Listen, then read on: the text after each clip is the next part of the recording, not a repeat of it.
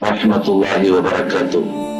നമ്മൾ ഇന്ന് ചർച്ച ചെയ്യുന്നത് വിചാരിക്കാത്ത ഭാഗത്തു നിന്നും ഐശ്വര്യം വന്നു ചേരാനും ഭക്ഷണം വന്നു ചേരാനും എല്ലാ നിസ്കാര ശേഷം ഇതോതി വന്നാൽ വലിയ കാവൽ കിട്ടാനും അവന്റെ സ്വത്തും പണവും സുരക്ഷിതമാവാനും അവന്റെ സ്വത്തും പണവും കളവ് പോകാതിരിക്കാനും ആരോഗ്യം നിലനിൽക്കാൻ രാവിലെയും വൈകിട്ടും ചൊല്ലുകയും ചെയ്യുക. രാത്രിയിൽ ഭയപ്പെടുത്തുന്ന ഒന്നും തന്നെ ഇല്ലാതിരിക്കാനും ഈ പരിശുദ്ധമാക്കപ്പെട്ട ഖുർആനിലെ 2 ആയത്തുകൾ കൊണ്ട് സാധ്യമാകും. ഇൻഷാ അല്ലാഹ് ഈ അറിവ് മറ്റുള്ളവരിലേക്ക് എത്തിച്ചു കൊടുക്കുകയും ചെയ്യുക.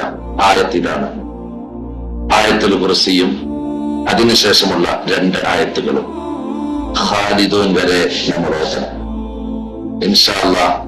എന്നാൽ അള്ളാഹുവിന്റെ ഭാഗത്ത് നിന്ന് അവൻ വിചാരിക്കാത്ത ഭാഗത്തിലൂടെ അവന് ഭക്ഷണം വന്നു ചേരുകയും ഐശ്വര്യം വന്നുപെടുകയും അവന്റെ സ്വത്തും പണവുമെല്ലാം അള്ളാഹു സംരക്ഷിക്കുകയും ചെയ്യും.